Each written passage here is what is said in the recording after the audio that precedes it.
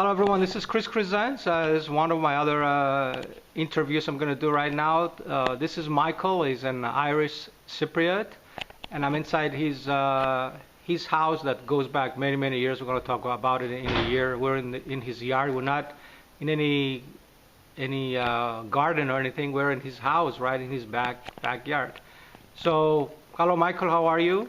Hi Chris, yes, I'm Mike Theodoulou, as you said, well, Irish born. I was born in Tipperary town. Tell us your full name. It's Mike Theodoulou. Mike Theodoulou. So you have a Greek Cypriot father, huh? Greek Cypriot father, Irish mother. Irish mother. And when did you come to Cyprus?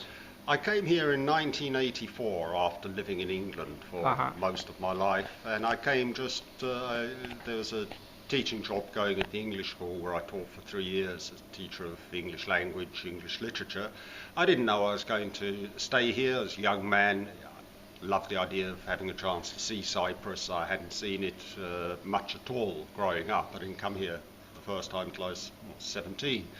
So then I stayed and stayed, and the longer I'm here, the more I like it. It's a my understanding place. By profession, you're a journalist, correct? Yes, after 3 years of teaching, I fancied something different. Cyprus was a great place to break into journalism at the time because you had lots happening in the Middle East. You had a lot of news agencies, newspapers had their base here because the civil war was going on in Lebanon. It was too dangerous for them to be there. And what was the name of the newspaper you were working? I worked mainly for the Times, writing on Cyprus. Times of London? Times of London. Times of London, okay. Cyprus, also some US outlets, National Public Radio, the Christian Science Monitor, other British newspapers, the Daily Mail, the Scotsman, and I wrote mainly on the Middle East, particularly Iran, but also Cyprus when there was a chance to write about it.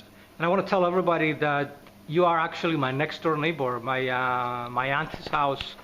Actually, can I show a little bit? This is the windows for my aunt's house, which is connected to the Georgios Kornesius museum right on the other side. So this is a huge, huge house, and this is his yard.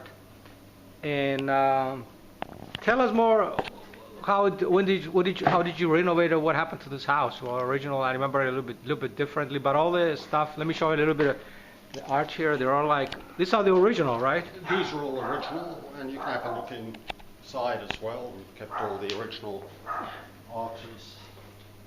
This is an amazing house. It's right next door to my aunt's house, which is also a huge house. And this is real nice. And then I like the staircase. We have also a staircase, but not on this house, on the other house on the other side. And this, how long you think, how back this house dates, you think? Like originally? Originally it's from the late 19th century.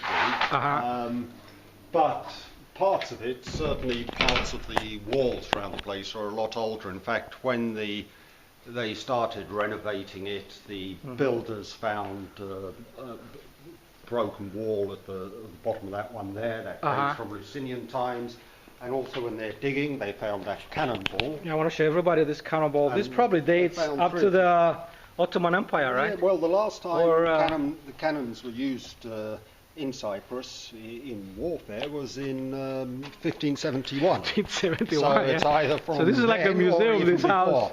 Yeah, they found many pieces of stone and carved stone under this garden, dating from Ottoman times and then from earlier time, Venetian and Lusinian.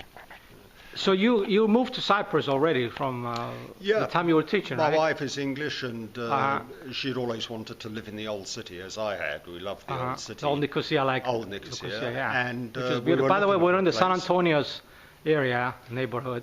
And we bought it in 1999, and then we started renovating in 2003, moved in 10 years ago, December 2005.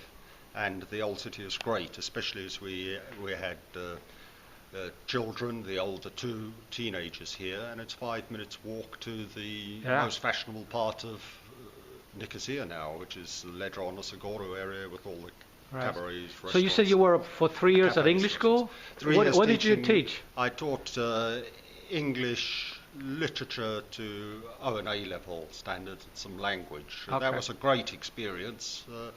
And one of the interesting things, of course, is seeing now that the pupils I was teaching now in their 40s and 50s, all in positions of power and influence. Anything else that I missed that you want us to know about your life or your professional life or living in Cyprus? Well, the great thing about living in Cyprus compared to at the time the England I grew up in is the feeling of personal security. You can walk anywhere in the old city at any time of day crime, or night, yeah. and there is no sense of threat. You will see a group of teenagers. They might sound rowdy in the street, but you walk past nothing, them. they're civilized. Very, very friendly. And I realised this when we had our first child, and he was a little boy of 2 in a pushchair passing some teenagers. And in England, little Well, in other countries too, in other big countries, the same around the world. And we do these have teenagers would stroke his head and be nice. So that is great, and that is one reason it is a great place to bring up children here, and I think they really appreciate that as well. The one thing I'd love to see, of course, before I get much older, is to see a united island. Oh yeah, me too. That hopefully will happen. Will happen soon. Anyway, I want to shake your hands like I do with everybody in my interviews. It's nice to meeting you, and nice to I got here and came next door to see you because, like I said, we live right next door to you, and this is the windows where my auntie's house is. And she's a fine neighbour as well. Yeah, my Greek Cypriot auntie Theodoulou, and she's right next door. She keeps a good eye on the place whenever we're away at weekends. Right, there you go. And she's one of the real characters locally. She knows all the history and my auntie Theodoulou knows this area very, very well, and knows also the Turkish sector of Nicosia very well, and she does speak very good Turkish as well. But that's a totally different video. All right, thank you, Michael. Thank you, Chris. Appreciate it.